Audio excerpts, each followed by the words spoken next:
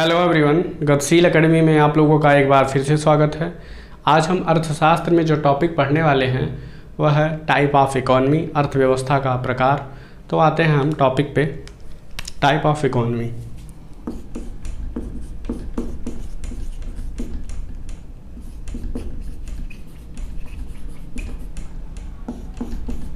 इसके अंतर्गत विकास के आधार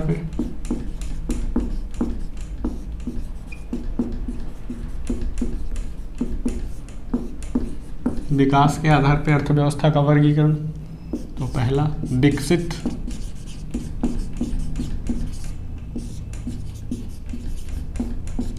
अर्थव्यवस्था, डेवलप्ड इकोनॉमी।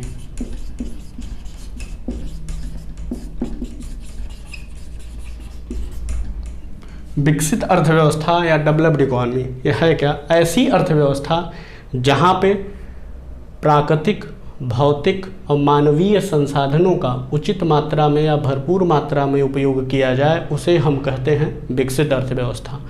अर्थात जहाँ पे तीव्र औद्योगिकरण की प्रक्रिया हो, जहाँ पे पूंजी निर्माण की प्रक्रिया तेज हो, जहाँ उत्पादन की प्रक्रिया तेज हो, उच्च प्रति व्यक्ति आय हो, उच्च राष्ट्रीय आय हो, शिक्षा उच्च हो, निम्न गरीबी हो, निम्न जनसंख्या हो, सामाजिक असमानताएं कम हो।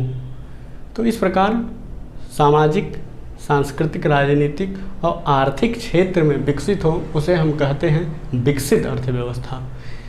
इसके अंतर्गत यूएसए, कनाडा, फ्रांस, ब्रिटेन ऐसे देश हैं जो विकसित अर्थव्यवस्था के अंतर्गत आते हैं। अब देखते हैं हम दूसरे, विकासशील।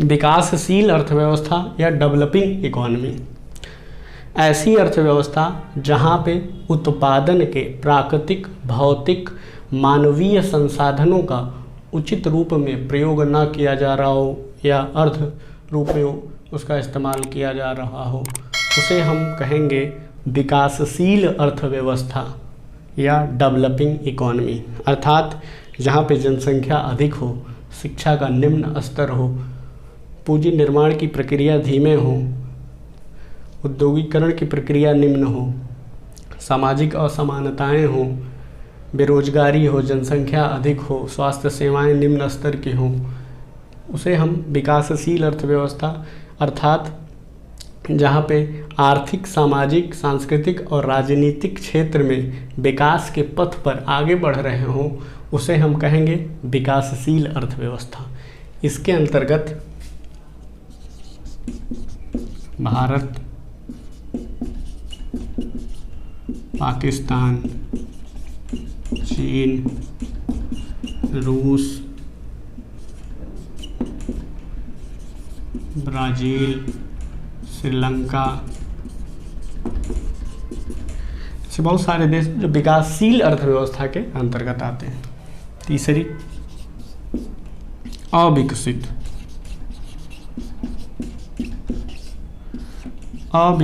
अर्थव्यवस्था,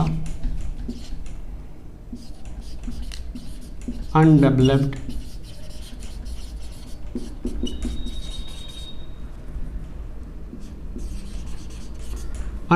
इकोनॉमी या अविकसित अर्थव्यवस्था।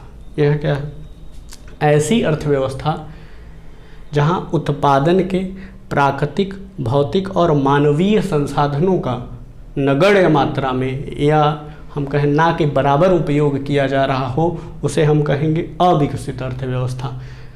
जैसे कि जहाँ पे घोर अशिक्षा हो, घोर गरीबी हो, अत्यधिक अशिक्षित लोग हों, आय का एकदम निम्न स्तर पे हो, पूंजी निर्माण की प्रक्रिया एकदम निम्न स्तर पे हो, अर्थात जो आर्थिक, सामाजिक, सांस्कृतिक और राजनीतिक क्षेत्र में एकदम निम्नतम स्थल पे हो, उन्हें हम कहेंगे अविकसित अर्थव्यवस्था।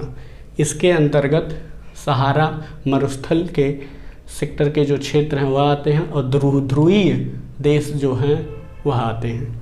तो जैसे लीबिया, नाइजर, अल्जीरिया,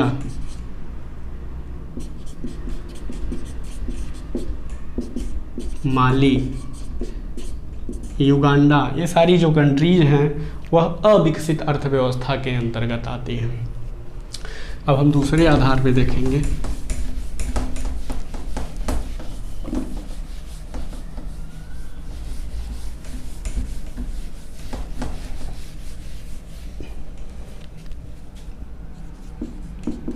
अन्य देशों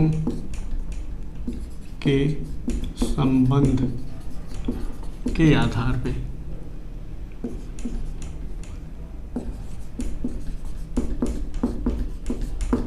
अन्य देशों से संबंध के आधार पे, तो इसके अंतर्गत पहली क्लोज्ड इकोनॉमी, बंद अर्थव्यवस्था। क्लोज्ड इकोनॉमी या बंद अर्थव्यवस्था क्या है? ऐसी अर्थव्यवस्था जहाँ पे दूसरी अर्थव्यवस्थाओं से कोई आर्थिक संबंध ना हो, उसे हम कहेंगे बंद अर्थव्यवस्था। अर्थात x minus M equal to 0, x निर्यात, m आयात। अर्थात जहाँ पे आयात निर्यात हो ही ना, वहाँ पे x और माइनस m के बीच की वैल्यू 0 हो। जहाँ पे GDP, GNP बराबर GDP के, जहाँ पे सकल राष्ट्रीय आय बराबर सकल घरेलू उत्पाद के दोनों बराबर हों, जहाँ पूंजी निर्माण की प्रक्रिया धीमे हो, उत्पादन क्षमता निम्न हो, वह क्लोज्ड इकोनॉमी के अंतर्गत आता है। इसके अंतर्गत कोरिया, यह एक काल्पनिक अर्थव्यवस्था के नाम से भी जानी जाती है। इसे हम काल्पनिक अर्थव्यवस्था के नाम से भी जानते हैं।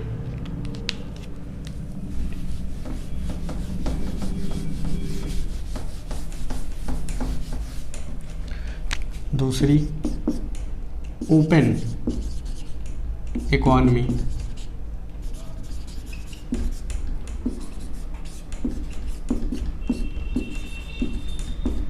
खुली अर्थव्यवस्था। इसे हम वास्तविक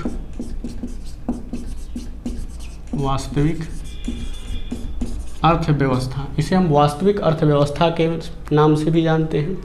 ऐसी अर्थव्यवस्था जिसका दूसरे देशों के साथ आर्थिक संबंध हो, अर्थात जहाँ पे आयात और निर्यात की प्रक्रिया हो रही हो दूसरे देशों के साथ, जहाँ पे GDP और GNP बराबर ना हो, जहाँ पे पूंजी निर्माण की प्रक्रिया विकास के पथ पे हो, प्रति व्यक्ति आय उच्च हो, उसे हम कहेंगे ओपन इकोनॉमी या खुली अर्थव्यवस्था। इसके अंतर्गत ओपन इकोनॉमी के अंतर्गत लगभग सभी देश आते हैं। Bharat, Pakistan, Sri Lanka, China, USA, France, रूस, सारे कंट्रीज ओपन इकोनॉमी के अंतर्गत आते हैं। अब हम तीसरे प्रकार को देखेंगे, नियंत्रण के आधार पर।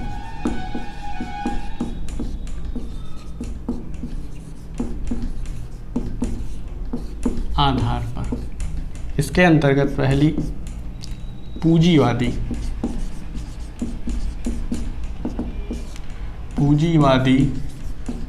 अर्थव्यवस्था या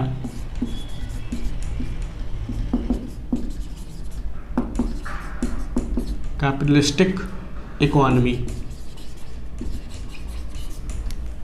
पूंजीवादी अर्थव्यवस्था या कैपिटलिस्टिक इकोनॉमी।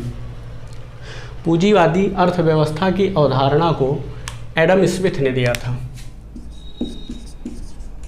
Adam Smith. इसे हम स्वतंत्र व्यापार प्रणाली अर्थव्यवस्था या निजी स्वामित्व प्रणाली अर्थव्यवस्था के नाम से भी जानते हैं। यहाँ पे क्या उत्पादन करना है,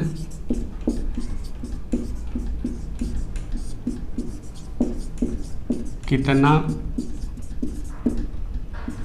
उत्पादन करना है, किस कीमत पे बेचना है,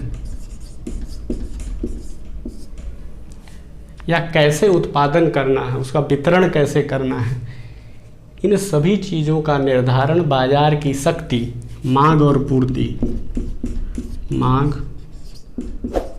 और पूर्ति के आधार पर किया जाता है। यह लाभ की भावना पे,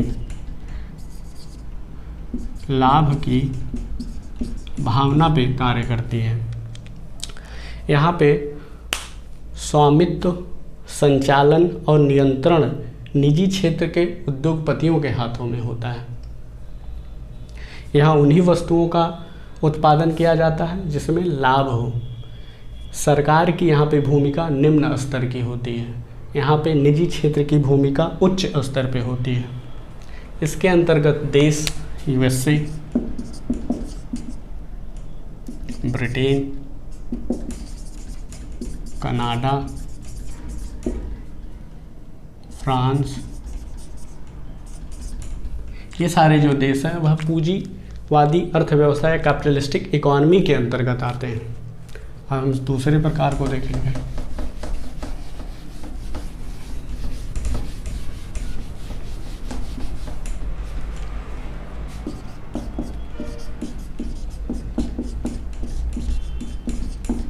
समाजवादी सोशलिस्टिक, समाजवादी अर्थव्यवस्था या सोशलिस्टिक इकोनॉमी। चूँकि पूंजीवादी अर्थव्यवस्था में पूंजीपति अमीर हो रहे थे, जो मजदूर हैं और गरीब हो रहे थे, जिसके वजह से आय के बीच में असमानता और पूंजीपति लोग मजदूरों का शोषण करते थे। इसलिए कार्ल मार्क्स ने समाजवादी पूंजीवादी प्रणाली के दोषों को दूर करने के लिए कार्ल मार्क्स ने समाजवादी अर्थव्यवस्था की अवधारणा को दिया। कार्ल मार्क्स,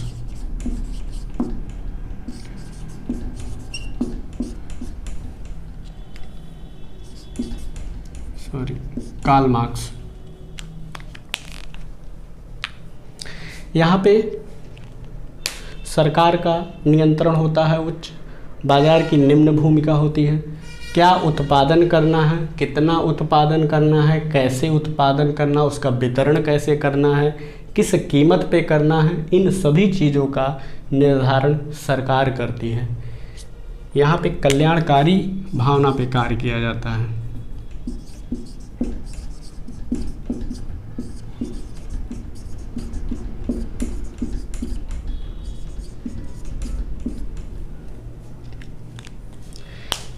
इसे हम केंद्रीकृत नियोजित प्रणाली के नाम से भी जानते हैं। इसके अंतर्गत सोवियत, पूर्व सोवियत संघ इस प्रणाली को फॉलो करता था। यहाँ पे सरकार की भूमिका उच्च होती है, निजी क्षेत्र की भूमिका निम्न होती है। अब हम तीसरे प्रकार को देखेंगे।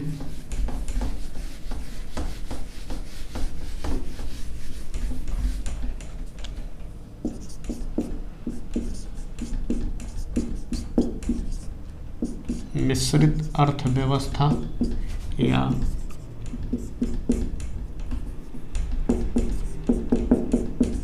Mixed economy. मिश्रित अर्थव्यवस्था या मिक्स्ड इकोनॉमी।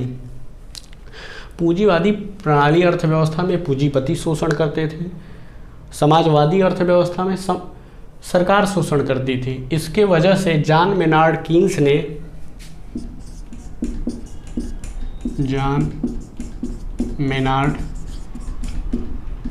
कीन्स ने मिश्रित अर्थव्यवस्था प्रणाली की अवधारणा को दिया। यहाँ पे निजी क्षेत्र और सार्वजनिक क्षेत्र दोनों मिलकर कार्य करते हैं, अर्थात सरकार और उद्योगपति दोनों मिलकर कार्य करते हैं। दोनों के अलग अलग सेक्टर होते हैं, दोनों अपने सेक्टर में कार्य करते हैं। जैसे कि उद्योगपति कुछ उत्पादन करता है तो सरकार उस पर सब्सिडी दे करके उसकी कीमत को कम कर देती है। यहाँ पे लाभ के साथ साथ कल्याणकारी दोनों भावनाओं पे कार्य किया जाता है। इसके अंतर्गत भारत है जो मिश्रित अर्थव्यवस्था के अंतर्गत आता है। जैसे कि 1991 में आर्थिक क्षेत्र में सुधार किया गया। तो यह सुधार जो था, पहले सरकार अब बहुत सारे आर्थिक सेक्टर को अपने पास रखती थी, लेकिन 91 में सुधार के बाद बहुत सारे सेक्टरों को वह निजी क्षेत्र को सौंप दिया।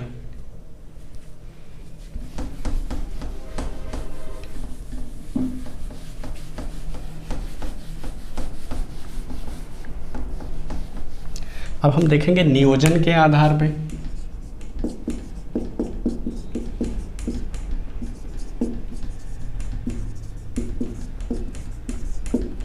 इसके अंतर्गत पहला प्लान्ड इकोनॉमी।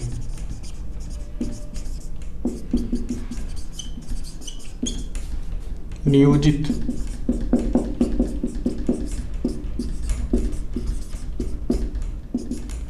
प्लान्ड इकोनॉमी या नियोजित अर्थव्यवस्था, यह क्या है? ऐसी अर्थव्यवस्था जो योजना बना करके विकास के कार्यों को करे, उसे हम कहते हैं नियोजित अर्थव्यवस्था। जैसे इसके पहले योजना आयोग थी जो पंचवर्षीय योजनाएं बनाती थी और विकास का कार्य करती थी, लेकिन उसको समाप्त करके भारत सरकार ने उसके जगह पे नीति आयोग लाया। अब नीति आयोग 1 साल, 3 साल, 7 साल, 15 साल की योजनाएं बना करके विकास के कार्य को कर रही है। दूसरी अनप्लान्ड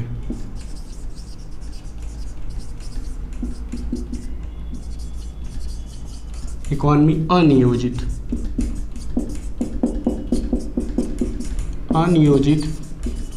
अर्थव्यवस्था। यह क्या है? ऐसी अर्थव्यवस्था जहाँ पे कोई योजना के आधार पे कार्य ना किया जा रहा हो, उसे हम कहते हैं अनियोजित अर्थव्यवस्था। जैसे कि अफ्रीकन जो देश हैं वह अनियोजित अर्थव्यवस्था के अंतर्गत आते हैं।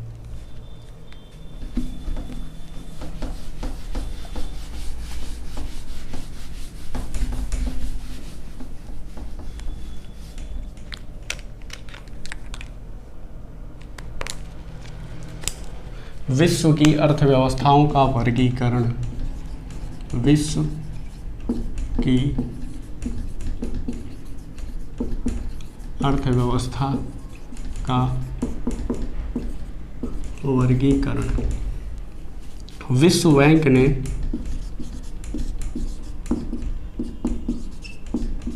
विश्व बैंक ने 1 जुलाई 2016 को पर कैपिटा GNI प्रति व्यक्ति सकल राष्ट्रीय आय। विश्व बैंक ने क्या किया? 1 जुलाई 2016 से प्रति व्यक्ति सकल राष्ट्रीय आय के आधार पे विश्व की अर्थव्यवस्थाओं का वर्गीकरण किया। इसके अंतर्गत 4 स्लैब्स आते हैं, जिसमें पहला है low income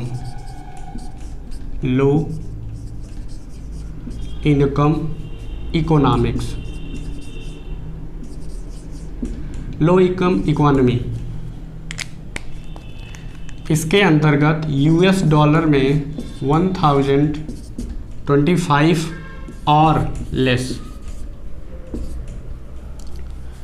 low income economy अर्थात $1025 या उससे कम। दूसरी लोअर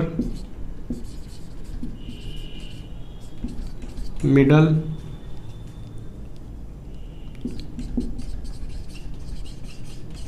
इकोनॉमी।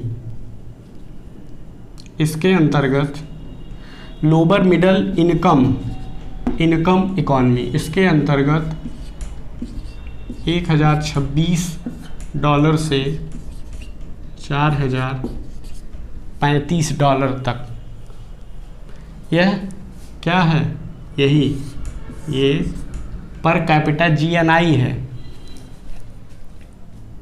तीसरा,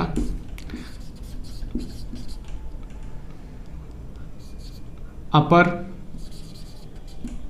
मिडल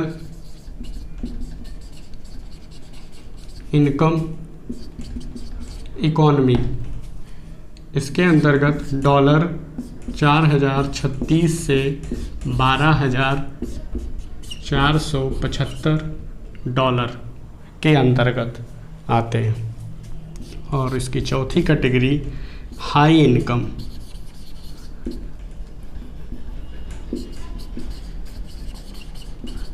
इनकम इकोनॉमी, इसके अंतर्गत 12,476 और मोर। तो विश्व बैंक ने 1 जुलाई 2016 को विश्व की अर्थव्यवस्थाओं का पर कैपिटा GNI के आधार पर वर्गीकरण 4 स्लैब्स में किया, जिसके अंतर्गत लो इनकम इकोनॉमी $1025 इन US में या उससे कम, लोअर मिडल इनकम इकोनॉमी $1026 से लेकर के $4035 तक। तीसरा, अपर मिडल इनकम इकोनॉमी जो $4036 से लेकर के $12,475 के बीच में। हाई इनकम इकोनॉमी $12,476 या उससे अधिक वाले देश। तो भारत जो है अभी इस कैटेगरी में आता है।